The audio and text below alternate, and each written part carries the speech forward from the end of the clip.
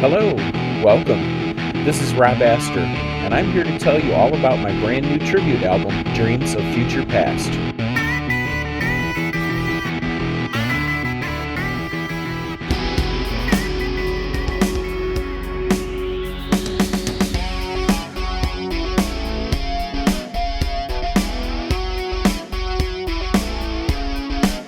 Dreams of Future Past. The title works on a few levels. I wanted to do this project for release in 2007. It's also a look at the musical landscape that has been a part of my life beginning in the 1970s. I had a dream to be in a rock band. Some of these songs are songs I would cover. And what do you know? I did, even if they're only instrumentals.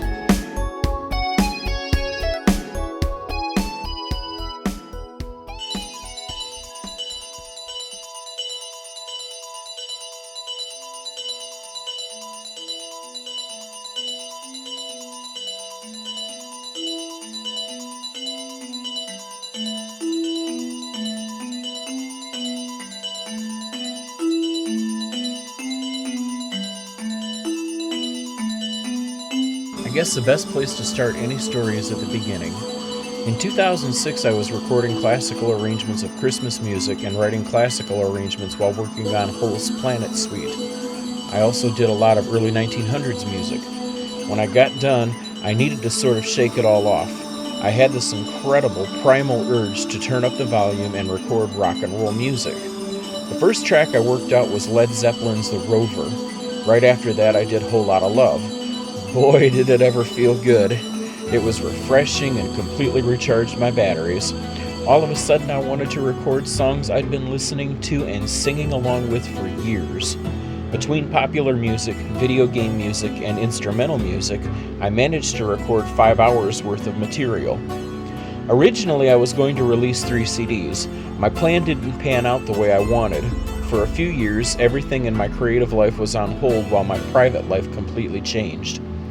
In 2013, I had the urge to release music once again.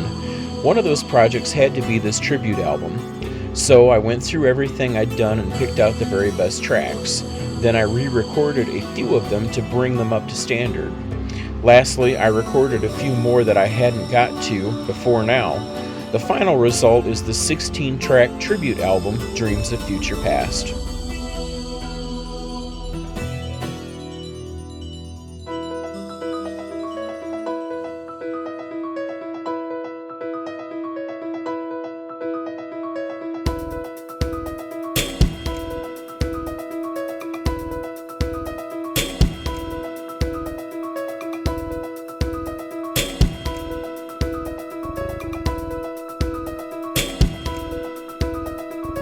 Dreams of Future Past begins with Have You Ever Seen the Rain? The version you hear on my album is based on the Bonnie Tyler version from 1983. It leads off her Faster Than the Speed of Night album, which featured the huge single Total Eclipse of the Heart. I went with Have You Ever Seen the Rain because it has the energy I wanted Dreams of Future Past to have. That, and it's been a favorite of mine since 1983.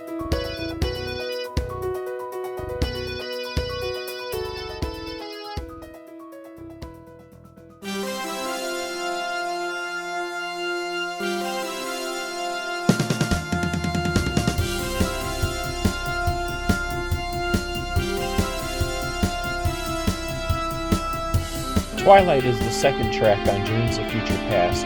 It's originally from the Electric Light Orchestra's Time album. That album has got to be one of my top 5 favorites of all time, easily. It's brilliant, a science fiction time-traveling masterpiece. I'd love to be able to do the whole thing myself someday. A few years ago, I found out Twilight was written for the 1980 movie Xanadu starring Olivia Newton-John. I find that really coincidental. I wanted to write a Xanadu 2 way back in the early 1980s and have Twilight be a part of the soundtrack. It has almost mystical images you can easily fit into what Xanadu was visually.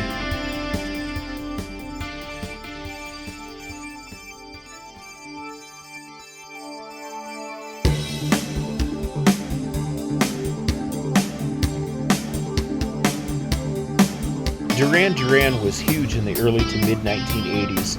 The sound they created then, they continue to create in the present. Reach Up for the Sunrise is one of those songs that makes you feel good every time you hear it. There's that rare positive energy that sucks you right in. It's one of the reasons why I love the song so much and why I wanted to record an instrumental version of it. Putting it back to back with Twilight felt like a natural fit. Duran Duran's Reach Up for the Sunrise is on their 2004 Astronaut album.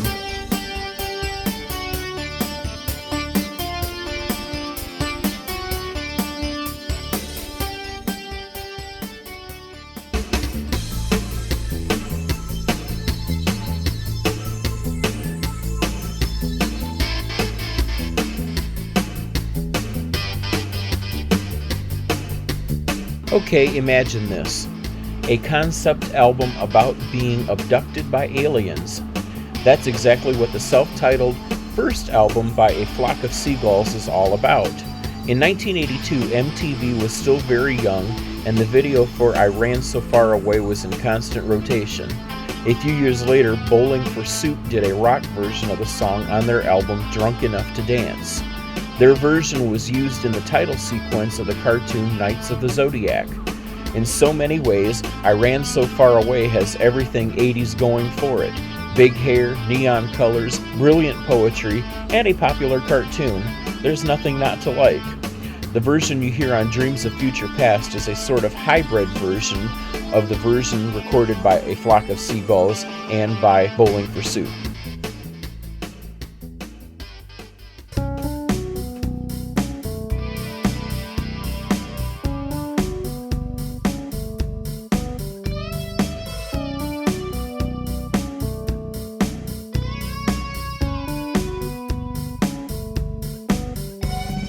From the album of the same name, the Alan Parsons Project song Eye in the Sky came out in 1982. My favorite version was sung live in 2001 by David Pack of Ambrosia with Ann Wilson of Heart doing harmony vocals. Alan Parsons, Ann Wilson, John Entwistle, and Todd Rundgren did a tour that summer called A Walk Down Abbey Road, a tribute to the Beatles. The first half of the show featured their songs. The second half was all Beatles. I saw 2 shows that year. Anne signed my arm and I had it tattooed over.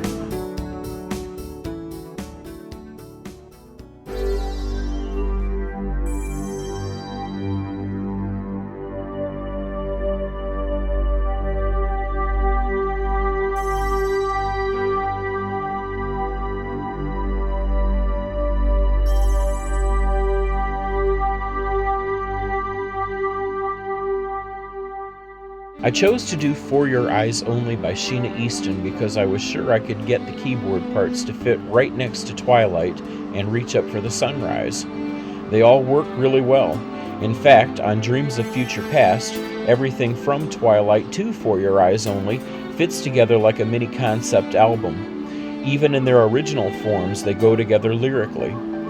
For Your Eyes Only was a huge hit for Sheena Easton. The song comes from the 1981 James Bond movie of the same title, back in the days when singing a James Bond title song guaranteed a hit and put artists into a kind of special club. Only the very best and probably the most elite got to sing one.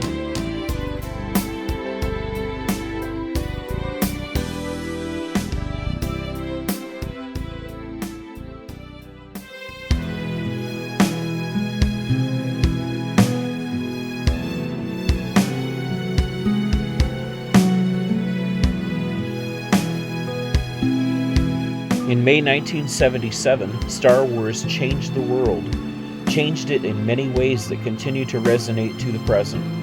Movie special effects were now very realistic, and soundtrack music returned to full orchestration. The name John Williams, while famous before Star Wars, was suddenly catapulted to the status of being the composer who set the mood to Hollywood music from then on. Princess Leia's theme is actually the second Star Wars theme track I've covered. The first was the asteroid field from The Empire Strikes Back, which I put with Holst's Planet Suite on my Ad Astra album in 2007. I had a few ideas for Princess Leia's theme I wanted to explore. I think they turned out well.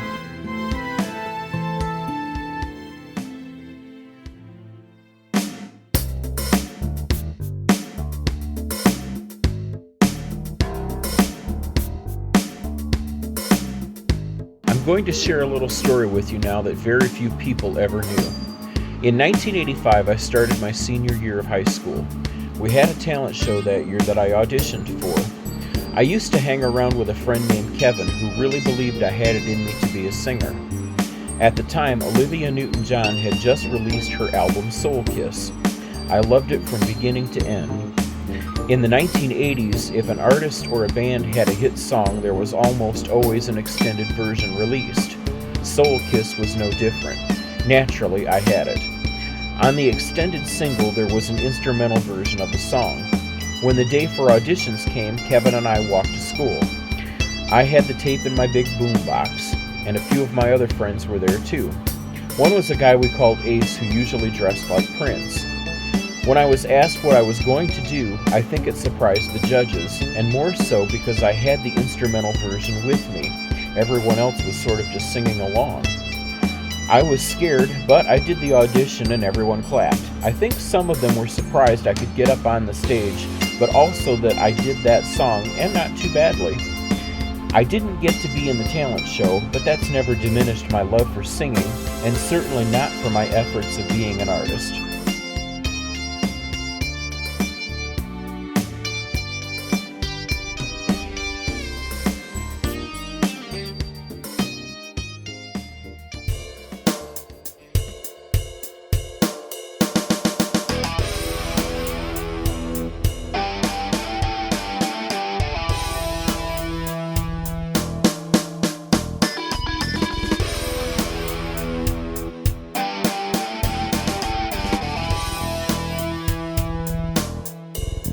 Led Zeppelin is one of those bands I caught on to well after their biggest successes, in part due to the band Heart. Ann and Nancy Wilson have exposed me to a lot of great artists over the years, and to some songs I might not have discovered otherwise. Heart used to do the Rover in their live sets in 1975 and 1982. When I recorded it, I was hoping it would appear on their live set when they did all of Dreamboat Annie live for Legendary Albums Live in 2007.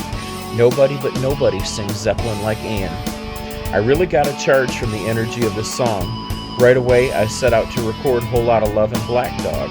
The Rover was originally on Zeppelin's 1975 Physical Graffiti album.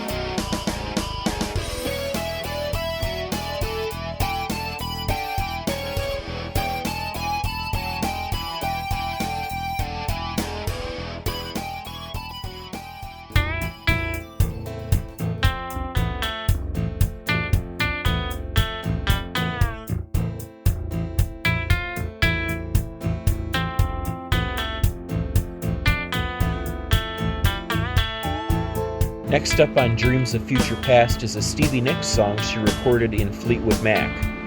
The track is Sisters of the Moon from Mac's 1979 Tusk album. Stevie has been a longtime favorite of mine, and her music has directly influenced a few tracks I've recorded. In 2006, I recorded a track on my Xenophobia album called Forest of the Black Moon. The track got its inspiration from Stevie Nicks' song The Nightmare on her 1985 Rock-A-Little album, as well as Sisters of the Moon, and an unreleased demo called Forest of the Black Roses. Another of her songs, Beauty and the Beast, inspired a track on my 2014 album called Seduction of the Minotaur. Stevie Nicks is one of the most poetic artists of all time, and I'm living proof her music can also inspire instrumental music.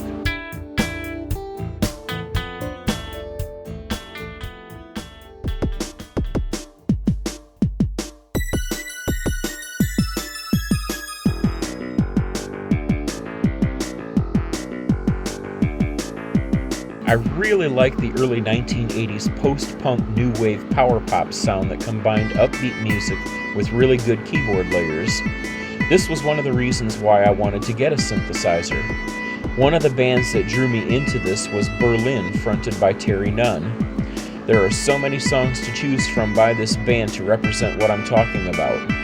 I chose the Metro from their 1983 Pleasure Victim album because I was able to wind a lot of keyboard layers together throughout the music.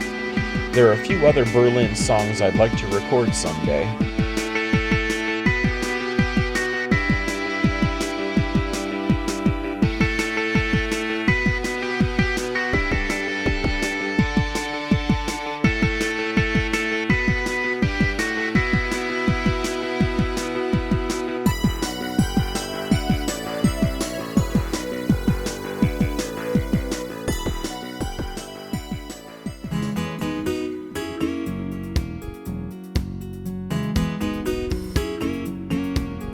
Late in 1981, Olivia Newton-John released her album Physical. Everyone from Richard Simmons to Jane Fonda had exercise programs, and it was cool to parade around in leg warmers and neon-colored leotards. On the album is a track titled Recovery, which is the next track on Dreams of Future Past. Recovery is a song that has become one of those that are the soundtrack to my life 30 years after it was released. In so many ways, I am an island unto myself, and I'm shedding the past and a lot of pain along the way as I make a recovery of my own, a return to myself.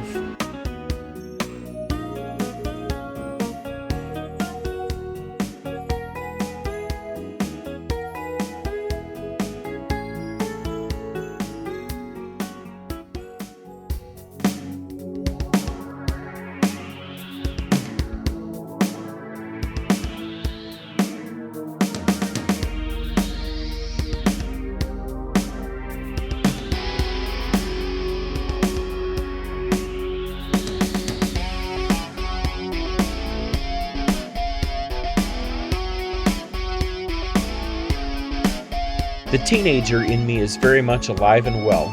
I told you that to help you understand why the song Self-Control by Laura Branigan is a song that completely defines me. Every brilliant element of 1980s music is present. The lyrics, the sound, the sex appeal. I was drawn to the poetry and the hybrid rock-pop sound. This is one of the soundtrack songs to my life and one of my very favorite in the world. The entire Self-Control album is one of my favorites. When I set out to record this song, I wanted to make it over into my image. So I based the structure on the extended single from 1984. There's also more guitar, and the ending is different. It's more like a live rock track. The first version was recorded in 2006. I re-recorded this track in early 2014, getting a better take and a better mix. I'm very happy with how it turned out, considering how difficult it was to find all the music. Given all you know now about Self-Control, you know I had to put it on Dreams of Future Past. "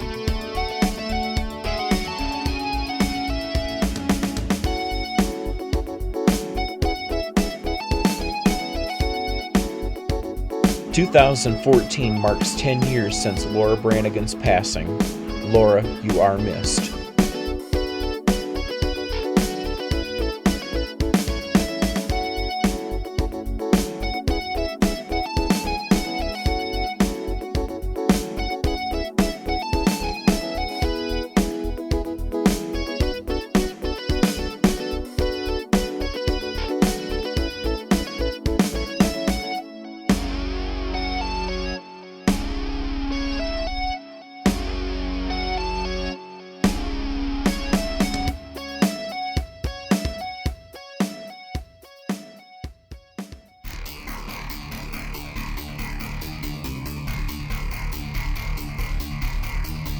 Being influenced by video game music, I had to put something on Dreams of Future Past to represent that part of me.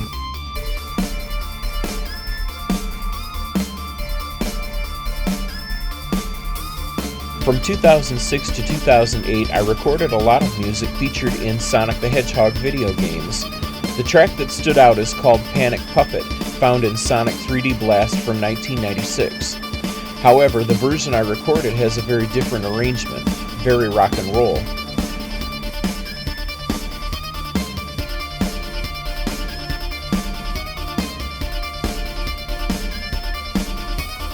I owe my love to video game music to Spencer Nielsen, best known for his music in the US version of the Sonic CD, Echo the Dolphin, and Echo the Tides of Time. 2 CDs featuring Spencer's music have been released, Sonic the Hedgehog Boom and Echo Songs of Time. Both rank very high on my list of personal favorites.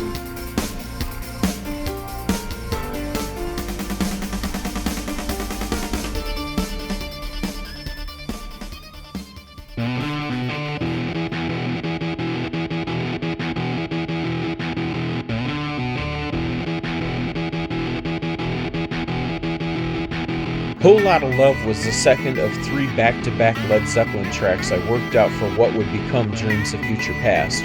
The first was The Rover from Physical Graffiti, and the third was Black Dog from Led Zeppelin 4. I picked Whole Lotta Love because of Hart. In 2004, Hart's guitarist Craig Bartok told me they were rehearsing it as a possible song for their live sets that summer. My imagination melted. I'd love to hear Ann Wilson sing this song. Well, when I did the Rover, hoping it would show up on Dreamboat Annie Live in 2007, I guess I was hoping Whole Lotta Love might show up too. While dreams of Ann Wilson singing this song danced through my head like sugar plum fairies, I went ahead and worked out this version for myself. The original is from Led Zeppelin II, released in 1969.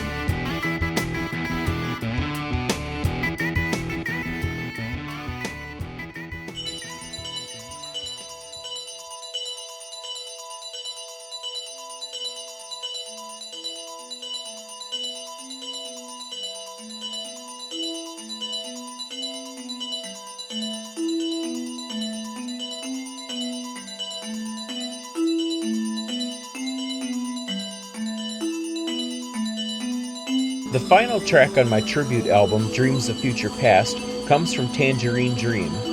In 1986, Tangerine Dream released their album Underwater Sunlight. When I first heard Song of the Whale Part 1 from Dawn, it was like listening to Mozart for the first time.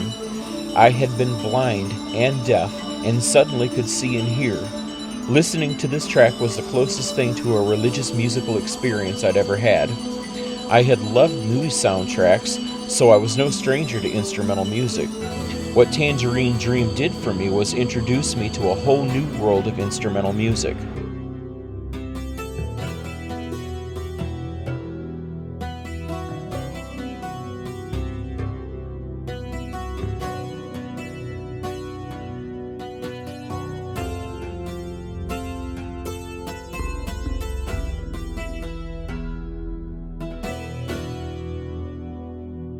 I first began recording instrumental New Age music in the spring of 1999. My answer to Song of the Whale Part 1 from Dawn is something called Swimming Between Galaxies, about whales swimming between worlds in the vaults of the deep. It's on my Quadrangular Oscillations album. I wanted to record Song of the Whale Part 1 from Dawn for a very long time. It's one of my all-time favorite pieces of music in the world. There was no way I could record a tribute album and not include this particular track. It was kind of my deal breaker. It took a lot of effort to find all the music, and a lot of attention and detail went into recording and mixing. My cover is faithful to the original version. Song of the Whale Part 1 from Dawn is one of the things I'm most proud to have ever done.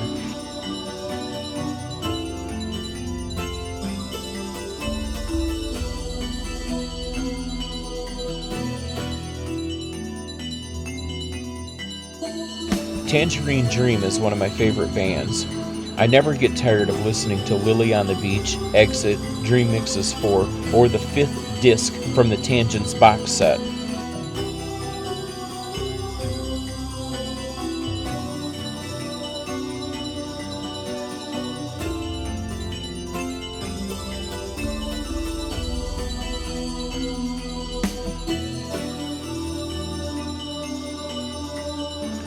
Tangerine Dream in so many ways helped shape me into the musician I am, and I'm forever grateful. They are always the first of three I cite as an influence. Whenever anyone asks me what my music sounds like, the first thing that flies out of my mouth is Tangerine Dream.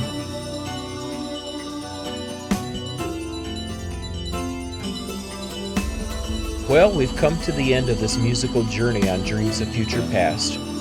I hope you enjoyed the album as much as I do. It was really great fun to make it. Thank you for letting me share my thoughts with you and tell you a few of my stories. And I'd also like to thank all of these amazing artists who have shaped and defined me in such profound ways. Thank you for being a part of my life and for providing the soundtrack to it. And thank you too for all of your support. This is Rob Astor signing off. See you soon.